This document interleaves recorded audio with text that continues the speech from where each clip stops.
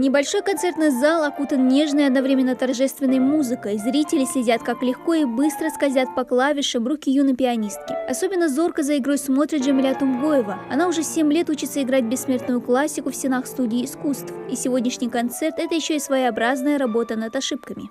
Там надо играть легко, пальцы не должны стучать и так далее, чтобы звук не был резким. А здесь они играют очень легко, и никаких звуков резких не бывает, никаких тяжелых и так далее. У меня это бывает проблема, и мне стоит позаниматься над этим. Но мало кто знает, что за легким, почти невесомым касанием клавиш, рождающую нежную мелодию, скрывается огромная любовь к музыке, делится Дарья Подорожного. На отделение фортепиано ее отдали учиться еще 6 лет. Тогда, будучи маленькой, она мало представляла, что же такое мир классической музыки. Сейчас, уже в 16, Дарья понимает, что музыка всегда будет частью ее жизни. Это моя жизнь. Я больше даже ничего не придумаю, что-то изощренного.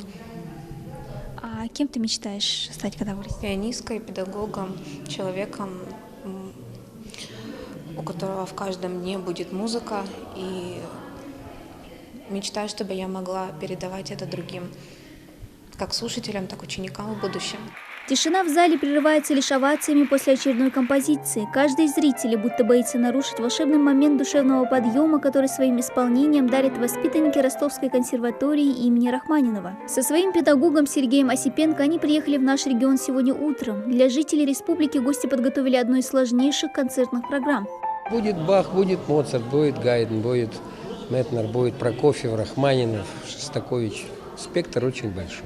Лишь бы только слушатели, были благодарны в том смысле, что, чтобы мы им не наскучили, потому что все-таки есть музыка, которая требует определенной подготовки. Я считаю, что Осипенко – это как знак качества, как это человек, который делает имя Ростовской консерватории. Вот. Поэтому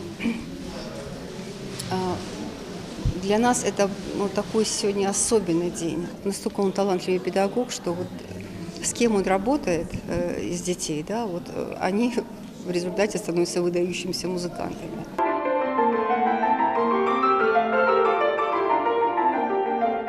Визит педагога вместе со своими воспитанниками состоялся в рамках празднования 15-летнего юбилея студии искусств. Сергей Осипенко также успел дать мастер-класс учащимся студии сегодня перед концертом. Его успела посетить Яза Хидирова с дочкой Диной.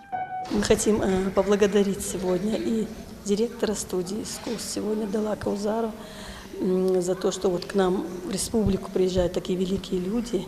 Это действительно великие музыканты, и что наши дети сегодня могут сегодня заниматься музыкой. Это же для нас это огромное счастье. Сегодня мой ребенок уже занимается, играет на фортепиано. Понравилось. Он был очень хорошим, я ему цветы подарила. И сказала спасибо, что приехали. В рамках юбилея студии искусств планируют продолжить музыкальную эстафету, приглашая в республику известных педагогов и талантливых юных музыкантов. Продлится она до конца ноября и закончится большим классическим концертом. Его дадут уже сами юные воспитанники студии. Дана Плиева, Магомед Дидиков, Новости 24.